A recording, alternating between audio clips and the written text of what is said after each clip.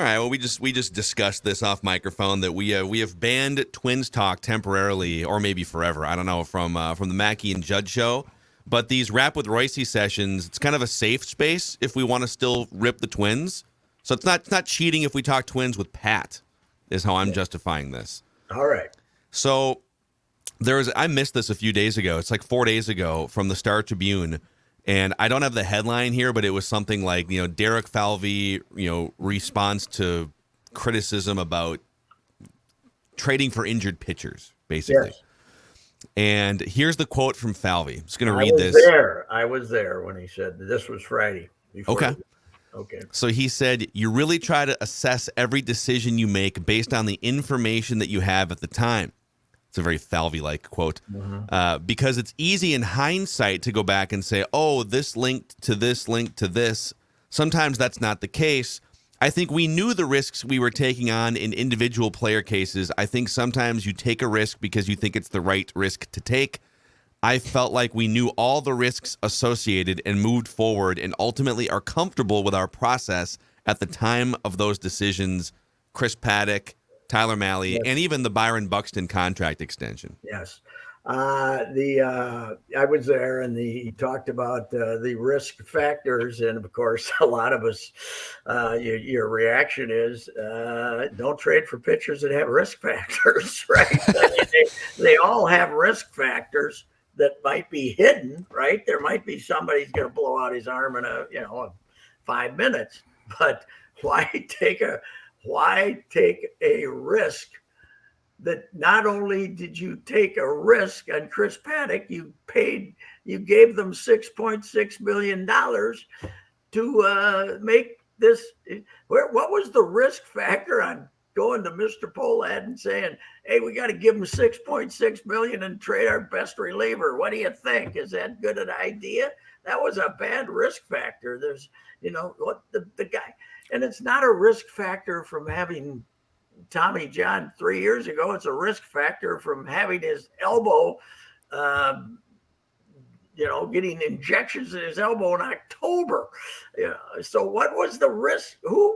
They still haven't told us who told them this was a risk worth taking. What medical person did they have say, yes, this guy is okay? Mahle, I'm not quite as upset about that one because it was 2 weeks and he came back. But the Paddock one it can never be explained to me how you trade Taylor Rogers, give somebody $6 million, but don't do it for a guy with a bad elbow. Do it for somebody who's actually healthy. Do it. You can do that. You can get a pitcher that's healthy. And a deal like that, because Taylor Rogers is, he had a sore finger, okay, and he pitched all year this year. But I heard the risk factor thing and just shook my head and said, okay, that was some king size double talk from Derek on that one.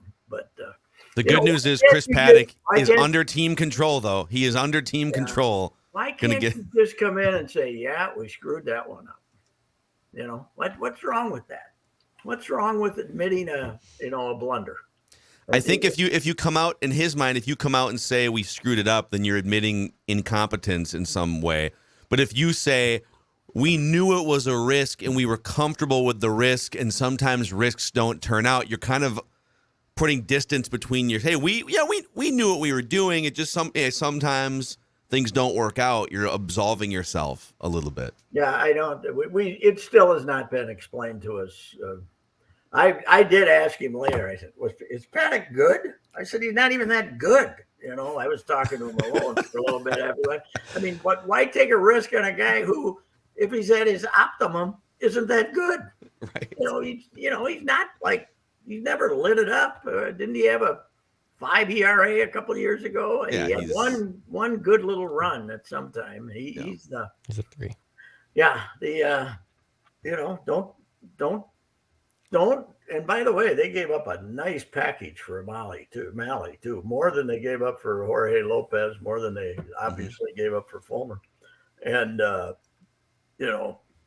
that's again, okay. Get me a pitcher that's pitched all season. Don't give me a guy that had to get shut down for 2 or 3 weeks, just a month ago, by the way. So, yeah, they have not explained how they passed on either of these guys, and said, yeah, fine, let's go get them. But the Paddock one will hang with me forever. By the way, though, not everything's bad, because Randy Dobnik pitched 4 1/3 scoreless innings last night in St. Paul in their last game of the season. So that $9 million investment's looking a lot better here now, isn't it? The fans were very excited. Yes. And we got an option on him for 2026 too, just in case.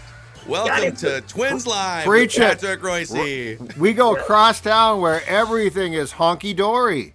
Yeah, I'm going to the finale today, though. What the hell? I think if they win, though, they will have passed the Mighty Whiteys who've lost 8 in a row. They right? will. They will. But I guess it wasn't all Tony La Russa. It was the bunch of dogs he's had playing for him. God almighty, they have. You know what they have? No spunk. They really look dead, don't they? I mean, even Abreu goes up there and it's another at bat. What do I care if I make an out or not? It's pretty bad, to say the least. But yeah, there's 2 teams trying to outdo each other for boredom. That's for sure. And I see the tweets now about, the Twins beat the White Sox again. It's like, who gives a crap now? Yeah, that's my favorite thing. It's like, Jorge Lopez looked great last night. Well, of course he did. There's zero pressure on him. I was sitting across the room last night and had the game on. But I was reading stuff and looking at stuff and doing other stuff. And every 20 minutes I'd look up and say, why do I have this game on? Why is this on? There's got to be something better than this. Why is this game on? And then I went back to what I was doing. But I flipped over just in time to see Judge's home run. So that was good. That ball, 117, they said. That was a rocket. Yeah. That was a rocket. And no fan got it either. Those 2 guys that were reaching over, they just missed it. It would have killed them if it would have hit them. So those guys they're saying it was a 7-figure drop. They both brought their gloves. They paid however much money for those front row seats. I don't think 61's that big a deal. I think 62 is. It's an American League record, but 61, okay, it's something. And but it's I don't think that was $1 million drop. I don't think that ball was. Of course, who knows? Collectors are idiots. So maybe it was. Maybe Spike Lee, new Yankee fan Spike Lee, would pay him $1 million for that ball. He might. You see that? I went on tirade about this with Such Monday. Did you see Spike behind home plate for the last Judge game, jumping up, running like he'd never been to a baseball game in his life, the monumental fraud that he is. And he's like in the 3rd row, and he's got his Yankee jersey and Yankee hat, and just look at Spike. I can't. He's been a delirious Knicks fan. I don't blame him. He's trying to get out of the Knicks business now. Yeah, he's what a phony. He has no time for baseball. But now that Judge, is the hot ticket in town, he's in. Be there. What do you make of baseball trying to do this weird dance of, as they should, market Aaron Judge? This is something they can kind of grasp onto in the record chase, but it's not. It's the American League record. Yes. But some people regard it as the record. But you've got these awkward Sammy Sosa, Mark McGwire, Barry Bonds seasons. Is this weird dance they're trying to do? Yeah, and I noticed with the TV guys, the Yankees guys and the other guys, they're not mentioning steroids with the other, it doesn't get mentioned that, why don't you just say this is, he's trying to break the home record for in a single season for guys who aren't linked to steroids, right? Why don't you just say that, Yeah. By the God, if that's his body without ever having taken any vitamins. Yeah. Yeah. Let's wait and see on that one. That's a very good point. Yeah. Although he is, it's not like he used to be little and all of a sudden he's Sammy and he got a head 3 times larger than it used to be. Skinny little go Sammy Sosa all of a sudden. See, Sammy Sosa was great because not only did he do steroids, he also corked his bat. He was the double whammy. Yes, Sam. And Barry says, "The hell with either of those guys. I'm better than they are. I'll show them. Yeah. I'll show them." So Sammy, one thing Barry Bonds' advantage had, they never called a strike on him, right? You had to throw it right down the middle of the plate. Judd is setting a record, and I've actually seen some strikes called on him this year. Once you'll get the marginal pitch once in a while, but they'll call a strike. Barry, you never call a strike. If he didn't swing at it, it wasn't a strike. Then he walked 200 times or something that one. Yes. Yeah. It was like 270 walks or something. Yeah. And like 150 of them were intentional. Just ridiculous. I did. His numbers are hilarious. I did text Mark Weber last night. He runs the facility down there. He's kind of the business manager down there at Fort Myers. And obviously they haven't gotten a look at the complex down there, but I see in advance, they flew back all the rehab guys, right? A couple days ago. Yeah, and boy, this is something, man, alive. That when the causeway comes down between Sam, what are you going to do? How do you take 6 months to fix that? Nobody knows what's going on over in Sanibel and Captiva, do they? I mean, you haven't seen any photos really of how bad it is, but they were the first two places hit yesterday, from what I could tell. Right next to them, some K that I had never heard of, but. I mean, Captiva both those places have to be underwater, man. You sold at the right time. Yeah, I'm not feeling bad because I don't think I said this yesterday on Twitter. In my job, I don't mind complications and stuff not going smooth, and I can adjust to that. But in life, I'm terrible in life when bad stuff happens. When complications, something breaks, or I would have been pacing the floor for 48 hours and then would know that, because last time it hit, we thought we still owned the condo and thought it was going to get flooded, and it didn't. It's first floor, but if you're in a first floor in Fort Myers anywhere, I don't think your chances of not being wet are very good. But man alive, I texted Bert last night to see how it looked from the 10th floor and didn't get a response, so he must have no cell phone service either. Or he does, and he'd react. So okay. Bert and I are fine now. Okay, it only took a little 30-year cooling off period. That's what I was gonna say. Hopefully Judd and Dick Bramer can find the same peace at some point that you and Bert Bly live in. Yeah, when we're both around 90. So anyhow, hey, I said this on Twitter. So Patrick Mahomes is coming to town Sunday. Can we keep him? Yeah.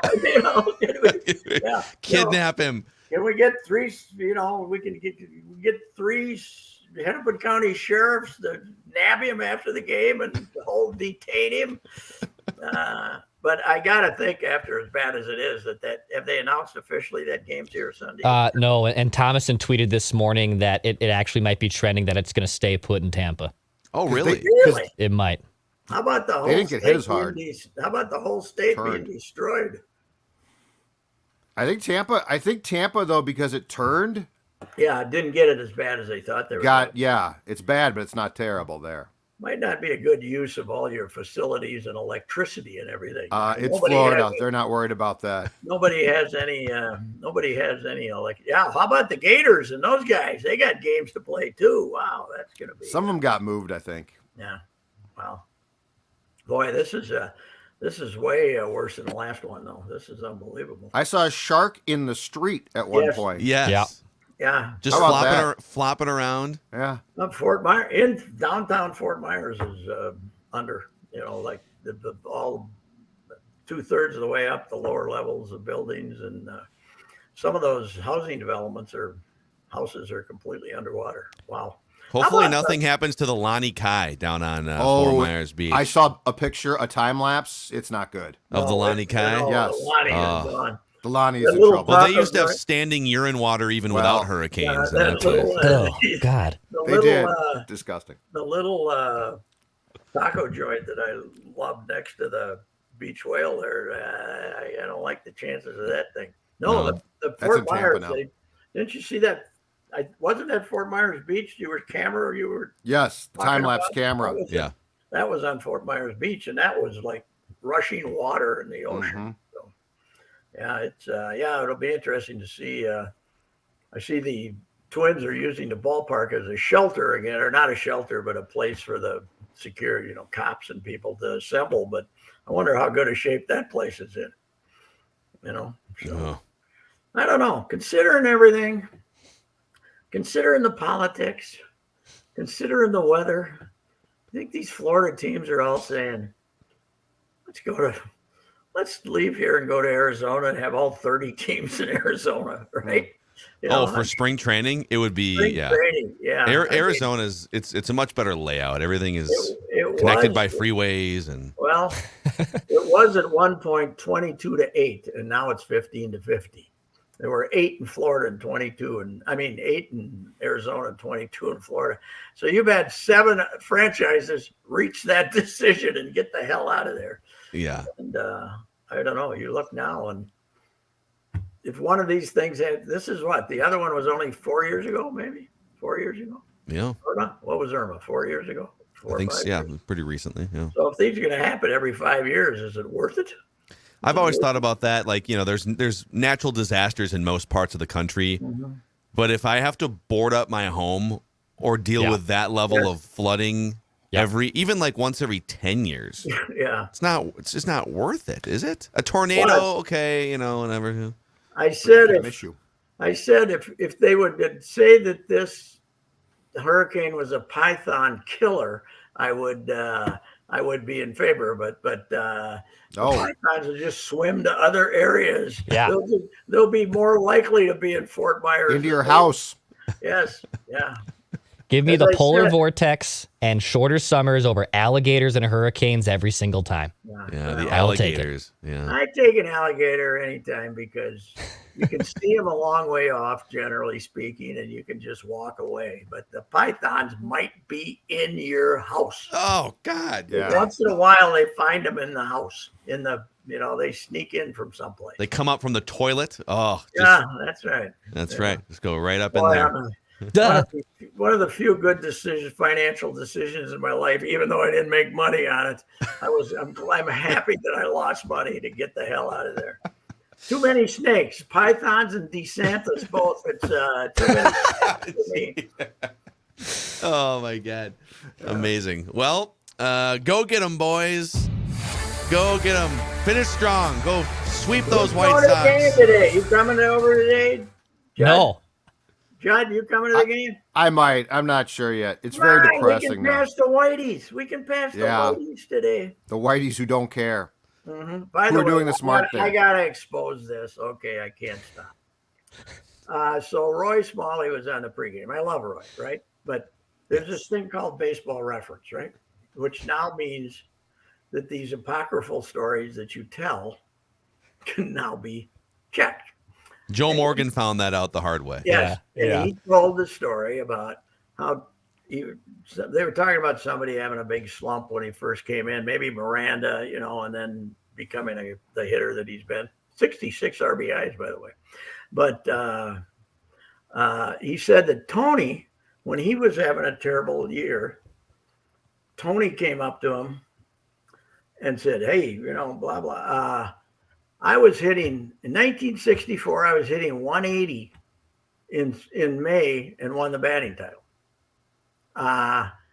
So I said, "Now wait a minute. That was his rookie season, and I remember him not being able to get him out for 2 weeks to start the season. So how did he get down to 180?"